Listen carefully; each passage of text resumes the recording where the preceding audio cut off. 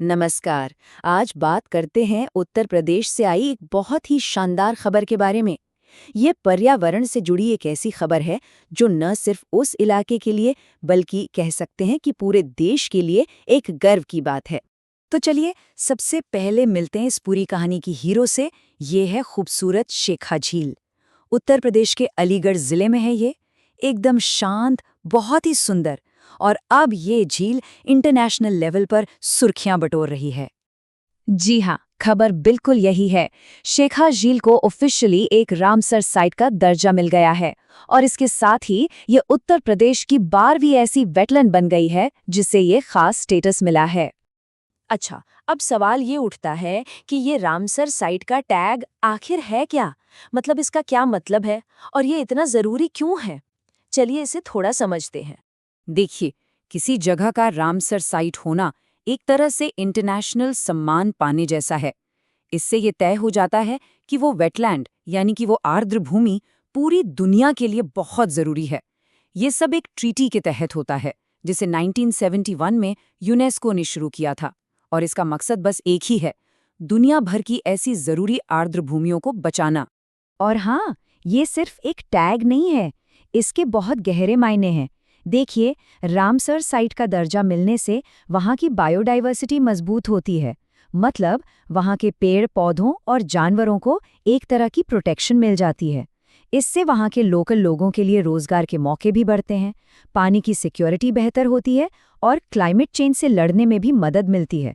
और सबसे बड़ी बात, जो प्रवासी पक्षी होते हैं ना, उनके लिए ये एक बहुत ज़रूरी और सेफ घर बन जाता है। तो चलिए अब थोड़ा जूम आउट करते हैं, देखते हैं कि ये अकेली झील एक बड़ी पिक्चर में, मतलब पूरे कॉन्जर्वेशन एफर्ट में कहाँ फिट बैठती है। तो जैसा मैंने बताया, शेखा झील अकेली नहीं है, ये राज्य की 12वीं रामसर साइट है।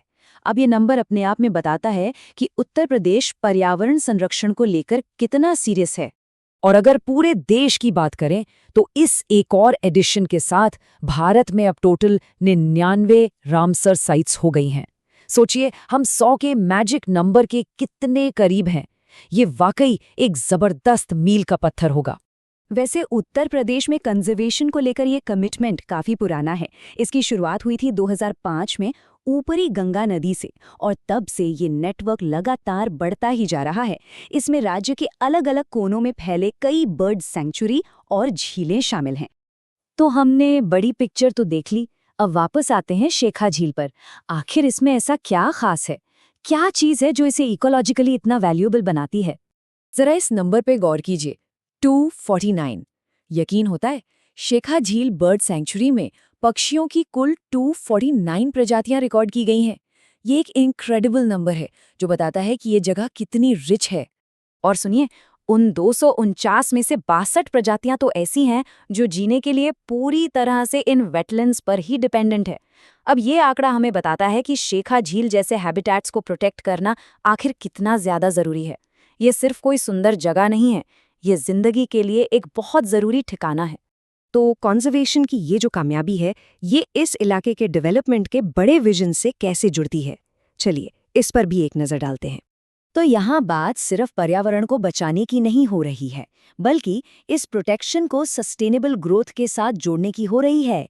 मतलब मकसद ये है कि डेवलपमेंट ऐसा हो जो बैलेंस्ड हो, सबको साथ लेकर चलें, एक ऐसा विकास जिसमें पर्यावरण और इकोनॉमी दोनों एक साथ आगे बढ़ें। तो देखिए, शेखा झील का रामसर साइट बनना सिर्फ एक खबर नहीं है, ये उससे कहीं बढ़कर है। ये एक सिंबल है। ये हमें याद दिलाता है कि जब हम नेचर को प्रोटेक्ट करते हैं तो असल में हम अपने ही भविष्य को सुरक्षित कर रहे होते हैं। तो यहाँ एक सवाल सोचने के लिए है कि जैसे जैसे प्रोटेक्टेड वेटलैंड्स का ये नेटवर्क बढ़ रहा है, ये हमारे और इस कुदरत के बीच के रिश्ते को कैसे नया आकार देगा। ये एक बड़ा सवाल है जिस पर सोचना जरूरी है।